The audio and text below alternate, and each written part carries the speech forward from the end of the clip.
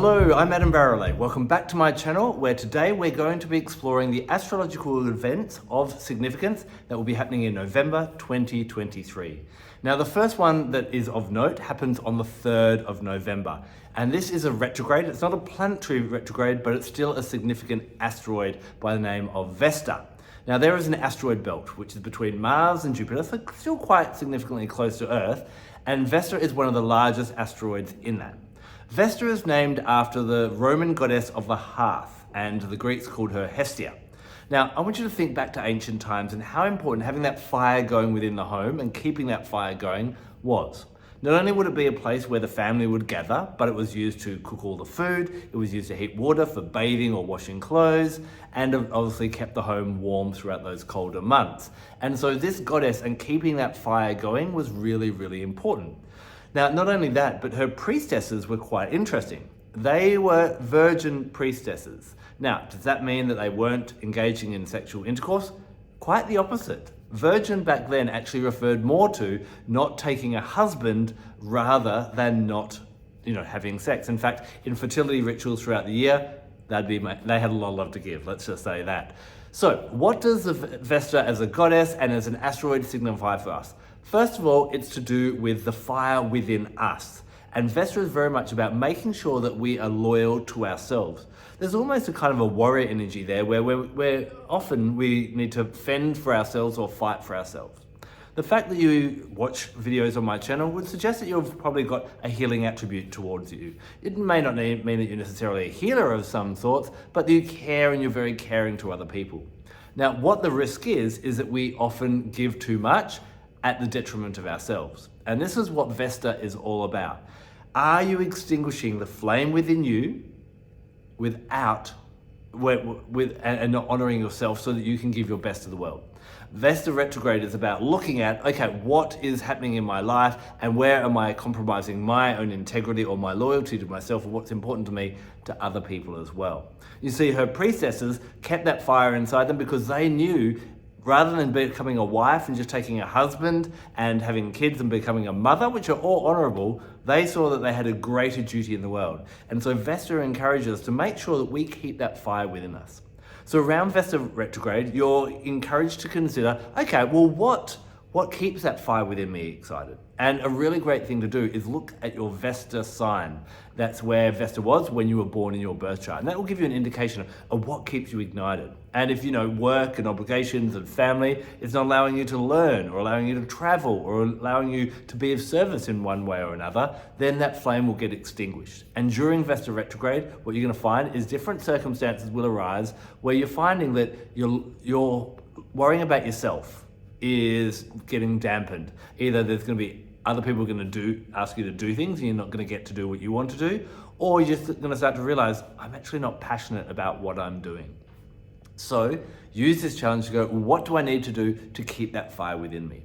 The other interesting thing is Vesta is very much to do with our sex style. What kind of gets the flames and the fire within you going? And that may be questioned around this time as well.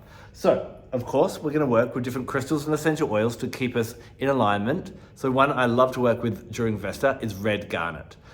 Obviously, being red, it's to do with that base chakra. It's got a fire energy and it's about kind of flaming up that fire within you, that fire of passion, and to make sure that you're not allowing that to be extinguished by life or obligations.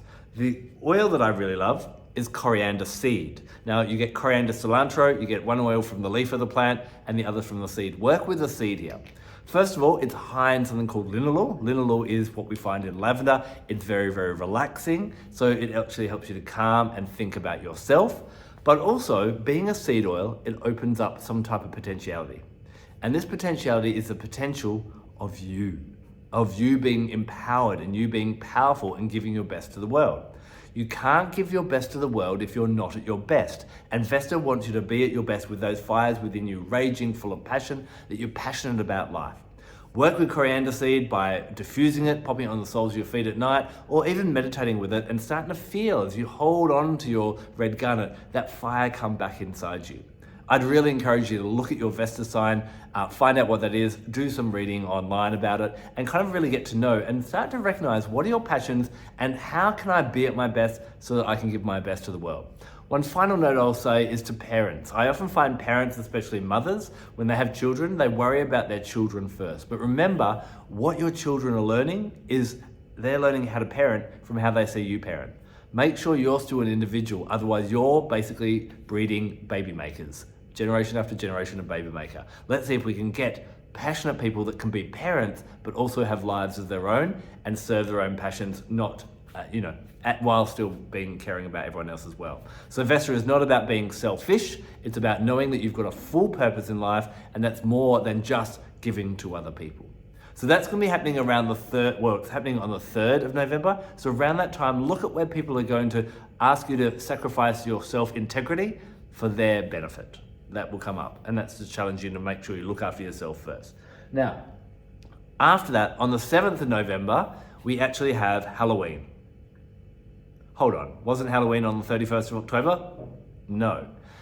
That's a really interesting thing. So let me go back and talk to you about Samhain. Samhain is an ancient festival that was celebrated in Europe, and it was celebrated at the exact midpoint between the winter solstice and the autumn equinox.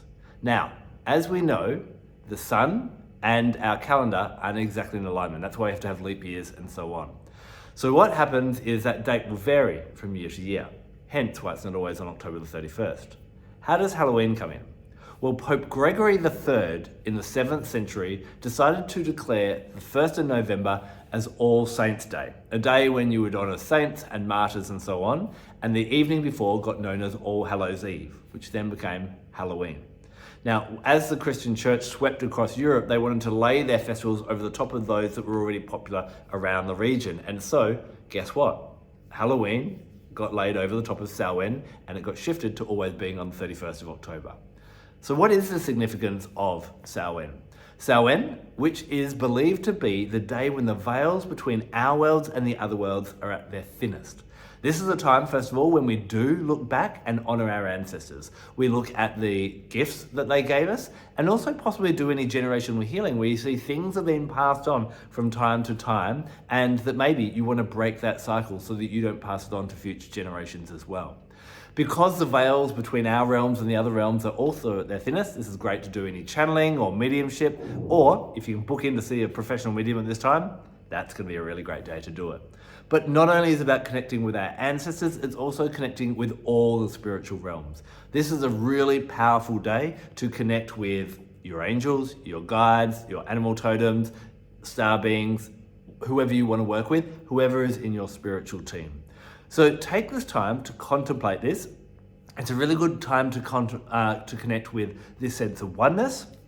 The chakras that I like to lean in at this time is, first of all, I lean into the Earth Star chakra. So that sense of that energy center, 30 centimeters below our feet, that connects us to every person, every plant, every animal, every crystal on this earth, feeling at home on this earth.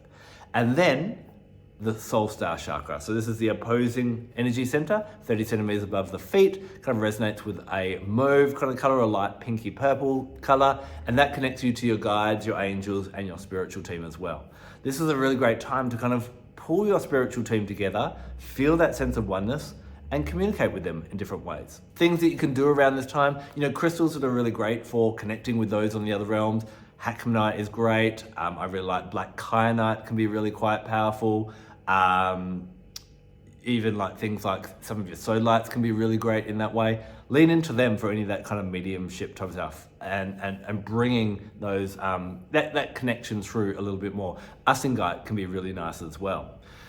For working with those spiritual realms, any of your your high vibration clear crystals, your naturalites, your even selenite would be great. Petalite would be great. Herkimer diamonds, any of those to help bring through that energy as well.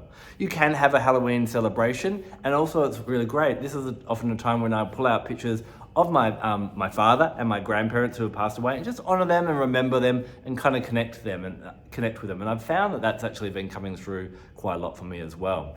Traditional foods around this time are normally seasonal foods. So things like pumpkins and squashes and all those root vegetables, as we're kind of getting into those colder months, are really great to eat around this time.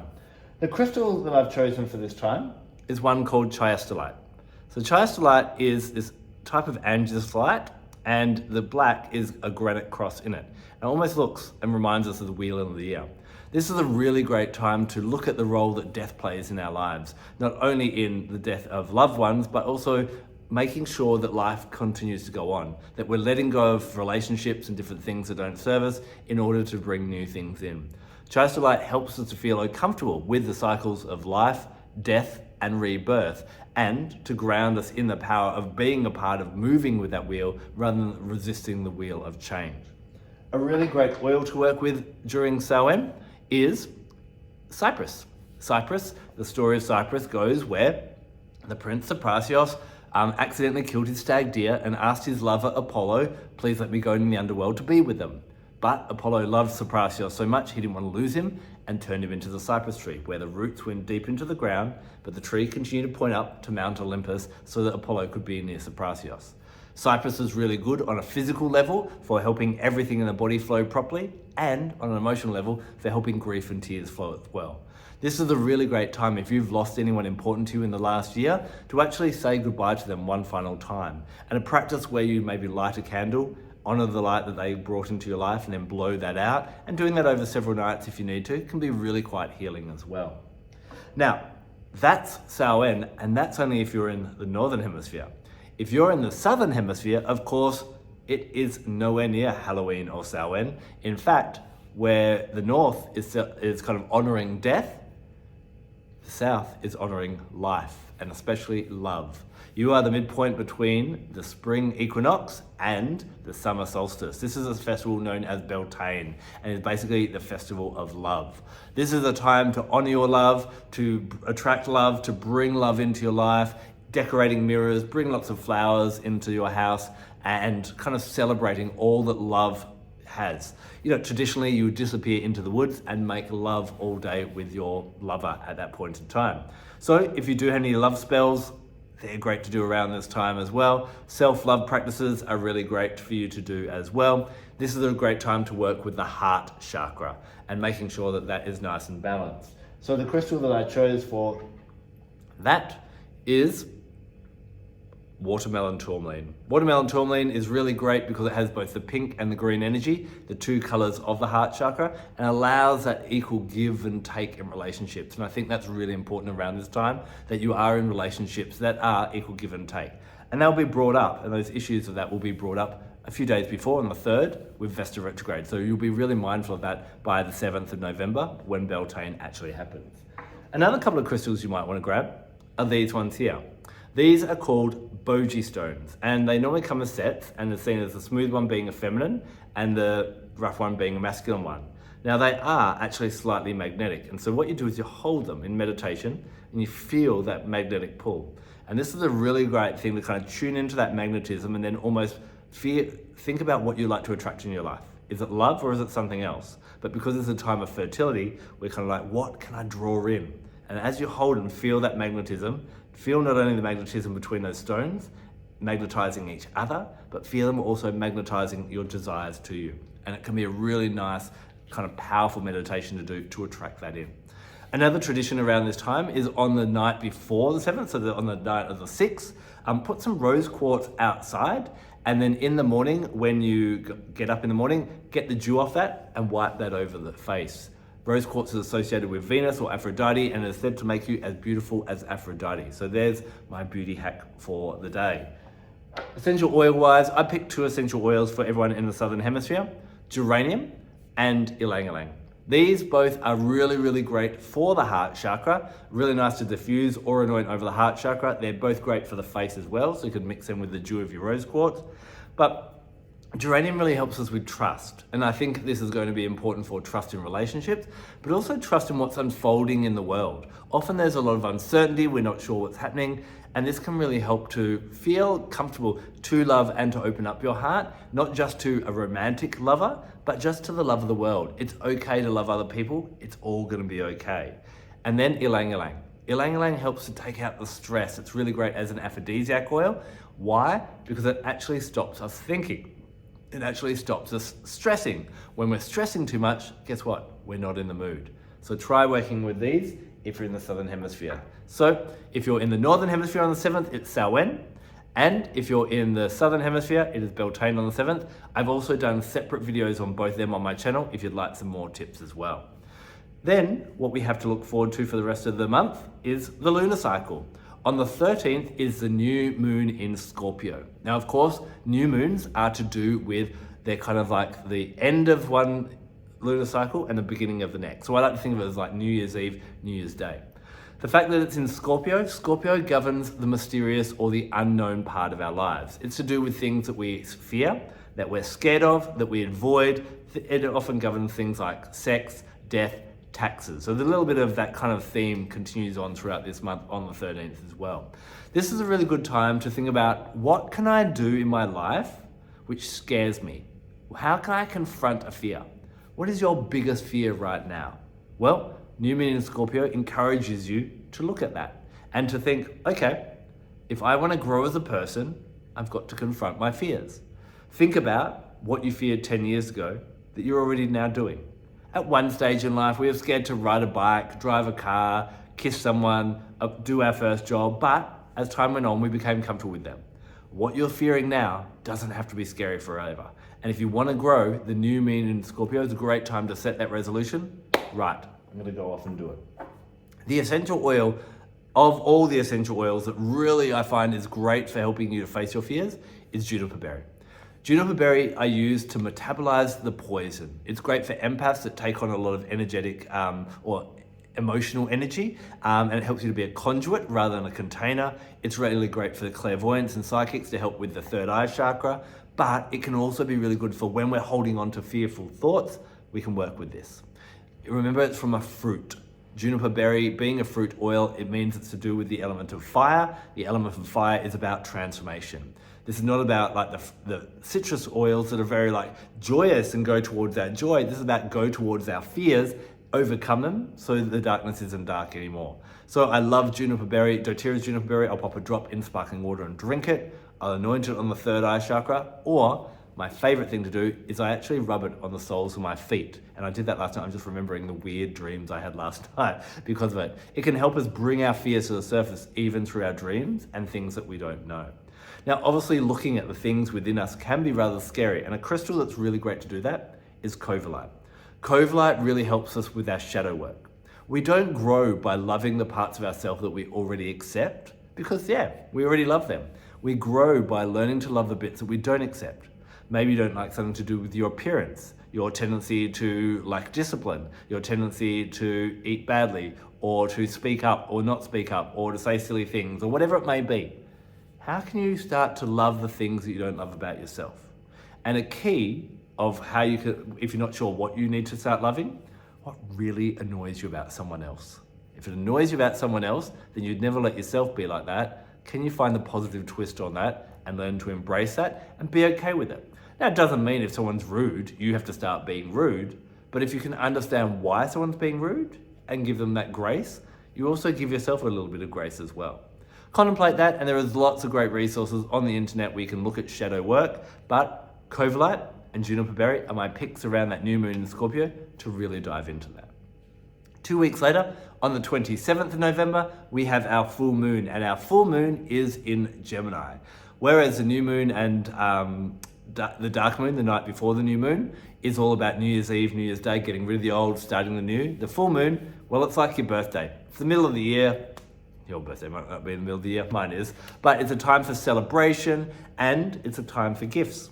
And so, what gifts would you like on the full moon in Gemini, which is this full moon? Well, Gemini is all about mental health. It's about the intellect, it's about the mind, and it's about learning. This is when you might have a wish around your mental health. You might have a wish around, what you'd like to learn. You might want to put something out for the next year, or it may just be doing some work on switching your mindset to being more positive. So the oil that I've chosen for the new moon is Citronella. Citronella is sacred to Gemini, and we often think of Citronella as just being a smelly oil that is good for getting rid of insects. Yeah, it is. And if you haven't smelt like a really top quality Citronella essential oil, it's one of my favorite lemon scented essential oils actually. It's really, really nice. It doesn't smell like those crappy candles that we buy at hardware stores and supermarkets and department stores. Really, really refreshing. Now, just like it helps to get rid of pests on the physical, it It also helps to get rid of energy drainers as well, things that drain our mental capacities. We are exposed to so much information in our lives these days that often we get overwhelmed and we can't do anything.